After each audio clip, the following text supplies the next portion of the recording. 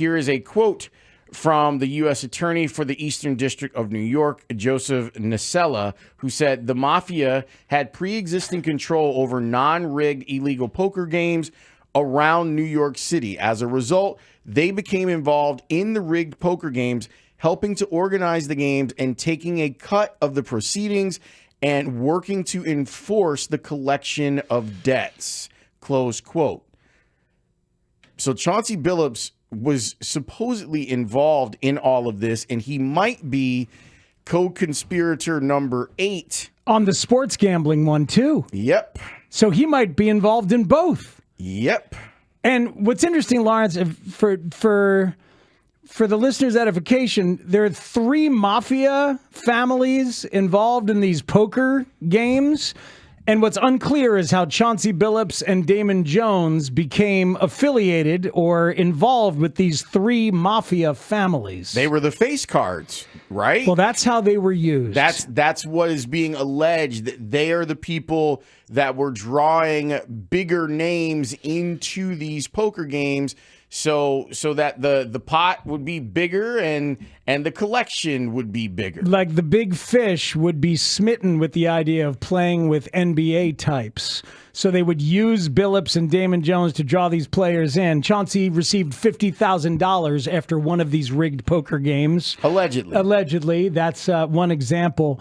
As a poker player, I have dreamed of somehow, some way, ending up at one of these big private games. You know, I've played in private games, but never with the kind of big shooters and the big fish that end up at these things. But you dream of these things. So it enrages me, doesn't surprise me, but it enrages me to think that somebody might end up at these games and be taken advantage of the way that people were taken advantage of. You saw some of the stuff that's involved here. We're talking about the shuffling machine, which I'll get to in a second, but X-ray specs. Yeah, it was some real James Bond type stuff where there's X-ray specs, there's contact lenses. Which were both used to apparently see marked cards. If you had the right contact lenses or glasses, you could see marked cards within a deck. So that's one thing. There was also, an X-ray machine they'd put under the table? X-ray machine. There's a lot of machines going on here. But I want to focus on the shuffling machine for a second here, because I talked to somebody who runs a private game, the private game that I like to go to. And there's a human shuffler there. You know, there's a human dealer, and he does the shuffling. But we've talked many times about getting... Well, I want to make sure that you're not going to blow up your spot here. I know you love like sharing with the audience, but take a breath here and make sure you're not going to mess your thing up or anyone else you're affiliated with. Not at all. We've talked before about getting a shuffling machine, which he told me today in a phone call is called the Deckmate 2.0. Deckmate. Don't you love that? Isn't that what they were using to rig the machines at the Bellagio? Well, that's what everybody uses. Everybody uses the Deckmate 2.0. Here's what I didn't know. That there's a camera inside every Deckmate 2.0 that sees all the cards. And it's there to regulate and to make sure that like all the cards are there. There's not 2 5 of diamonds. And there's at least 1 5 of diamonds. You know what I mean? So the camera inside the machines is a feature, not a bug. What people have figured out how to do is to put either on a USB drive or some other way something that hacks into that camera and sends information to somebody's phone telling you what every player on the table has been dealt as their opening hand. So somebody jams a USB drive into the back of the Deckmate 2.0, and then somebody... And hacks it, right? It's someone's written code that changes what it does. And then maybe somebody at the table, if it's a place that allows you to use a cell phone, or maybe it's somebody else, but it's probably somebody at the table who then looks down and they know what everybody has. And then they signal other cheaters at the table. So there's multiple cheaters at the table. How do you do all this, by the way, and look natural while playing cards?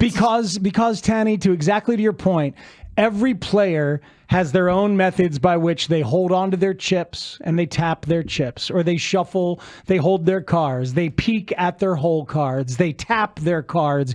Everybody has these little peccadillos, and your job as a poker player is to examine and learn all these things from people and see if there's inconsistencies. I do it all the time. Well, that I understand. That's the whole essence of the game. But how do you, if you're a cheater, how do you have all this information and data on your phone and do it smoothly enough where you can operate through a game of poker? This is what I'm saying. You learn how to just read those that transmission that comes to you, and then it backs up what you already had suspicions about. You don't even need that. You just need to know. All right, seat 5 has aces. Seat 5 has the best hand. Seat 5 is the boss. Seat 5 has the nuts. Whatever, because you know exactly what they have. And then you tap your chips 5 times, and the other cheaters know that's your method to tell them which seat has the best hand. It's that easy. It's like being a receiver for Aaron Rodgers. You know, the hand signal, and this means this. Every poker game needs Randall Cobb. Even if he's washed up, it doesn't matter. You must get Randall Cobb. But to know that this is going on at some of these games that you dream of being at, makes you not want to be at them. It enrages me. Because my thirst and desire to be at those games is so vast. And I've been at some games where you're like, man, I see the shuffling machine. I feel good. You see the shuffling machine, you're like, all right, I know it's all above board. Everything's just getting shuffled. And now you're like, oh, someone has figured out how to hack that. Yes. And I didn't realize that was so easily hackable, and it puts all those games that I might ever be at into effing question, and it pisses me off. You've been worried about the 3-finger drag with the thumb on the bottom, and now all of a sudden you got to worry about the shuffle machine. Did I ever tell you about the game at Jose Canseco's house in Los Angeles? How many steroids were on the table? Man, I never got there. I wanted to get there because I was playing one game and people were like, oh, yeah, I play at Canseco's house. I'm like, come on, man, let me get there. Right? So that would be a fish. I'd be like, oh, yeah, I want to play with Canseco, right? He did $200 buy-in and he got unlimited buy-ins. Yeah, I don't like that. Nobody else did at the table. House rules, right? Yeah, he got unlimited buy-ins. So he would just buy in and buy in and buy in and play stupid and just go after you. Where's Fish? Where's Fish? Yeah. Where's Fish? So, man, can you imagine if you lost all your money to one of these guys at these tables? You lost $1.5 million, and then you find out later Chauncey Billups, who suckered me into going there, was actually just running a mafia ring with me. Yeah, that's how you go to jail. That's how the other person goes to jail. Because they may have you on a text thread, or they may have you on a video camera, or they may have you when they have tapped phones. And it's like, hey, man, did you know that poker game? Like, we know that you were at that poker game. And do you know why you lost so much money? Yeah. Here's why you lost so much money. Would you like to tell us who else was at that poker game? You know what? I would. Now that you mention it, I would like to tell. Speaking of people telling people things, you think that there's would be patient zero, or is it agent zero, or is agent zero becoming patient zero? It's when, like, the entertaining part of what it is that you do can be a very dangerous game. Now, Gilbert Arenas got popped by the feds back in July, I want to say, and he was out of custody pretty quickly. And back to living his life? And doing a live stream. But here's the thing. When you are the guy that's known for saying kind of crazy stuff and being provocative, it might make people question real life stuff. When you got one of the things that I know is that if you get out of custody too quickly, people are like, how'd you get out of custody so quickly? You must have a great lawyer, right? Well, Gilbert had been on a live stream and he talked about the conditions and how he never, ever wanted to be in custody ever again. I'm the only one that bailed out. Everybody's still there. They not letting them go. Yeah, they not letting them go, man. I'm going to just be honest with you. I don't know who them was, but it don't look like they was getting out. Yeah. I don't know what language they speaking, but I was like, it look like y'all stressed. But all right, partner. Hey, y'all, good luck in court. Hey, man, because I'm pretty sure I ain't going to be there when it's time to go, because, I'm snitching. Wait a minute. He just said, I'm snitching, and tried to laugh it off right there on a live media stream that Chris Tannehill was able to get. Yeah. By the way, The feds probably were able to get that too, right? And like Chauncey Billups probably has access to Gilbert Arenas telling the world that he is snitching. He pled not guilty.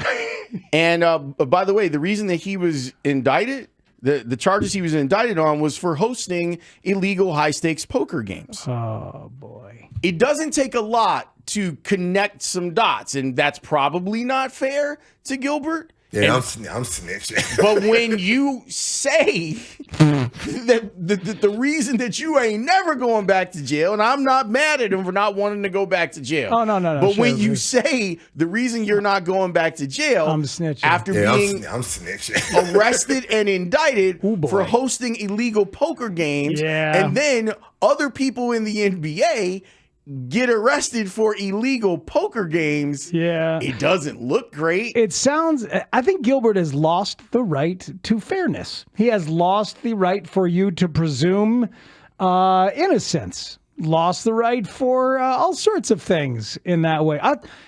Gilbert ought to fear for his well-being, don't you think? If this is a situation that Gilbert finds himself in, with others perhaps having the thought that you're having? Let's give Gilbert the benefit of the doubt. Wow. That he was doing this for effect. And he thought it was funny, and it's a funny thing to say because of how people feel about snitches. If I were Gilbert, I would be uncomfortable today. I would be very uncomfortable because I'm not the only one connecting those dots. Yeah, no. And when you consider some of the people that are involved in this, you could understand why someone would connect the dots, especially when you have, no pun intended, because we know Gilbert has had issues with this too, the smoking gun of him saying that he's snitching. Man. Gambling and illegal betting on various NBA games about the performance of players on, among other things, the Charlotte Hornets, the Portland Trail Blazers, the Los Angeles Lakers, and the Toronto Rangers. They got the names wrong. Man. By the way, one of the games in question... But hold on. Where are the Rangers? How do you get it that wrong? The Toronto Rangers was my secondary team this year, man. What a bummer. That sounds like when Sam Rosen was calling a football game and thought it was hockey. Remember that? He was calling a Bears game. At least he didn't say the Toronto Mounties. No. I'm the Mountie! But I remember Sam Rosen looked down and thought he was calling. His muscle memory at the time just thought he was doing a Rangers game. And it wasn't. It was a Bears game. But I imagine Sam looking down going, this ice is terrible. What horrendous ice we have here. And so Terry Rozier was arrested as well. Yeah. And he's part of the investigation for using non-public information on players missing times. And there are 7 games that the feds are looking at. February 9th, 2023, Lakers versus Bucks. March 23rd, 2023, Hornets versus Pelicans. March 24th, 2023, Portland Trail Blazers versus Chicago Bulls. All right, I'm going to that game right now. March 24th, 2023, the Bulls won by 28 points. And I'm guessing some players are DNP, coach's decision. Let me go check that box score for you right now. 9 points on the board, all courtesy of the strong leg of Robbie Gould. The Bears still down by a point. He's got one for everyone. So Justice Winslow, Anthony Simons, Jeremy Grant, and I'm going to butcher this one, but Ibu Baji, their top 4 scorers were out that night. Yeah. Top 4 scorers are out that night. That's important information to know. Shadon Sharp led them with 24. Yep. Trendon Watford had 15. Bob Eubanks had 12. No, I'm sorry, that's Drew Eubanks. What about Weeb Eubanks? All right.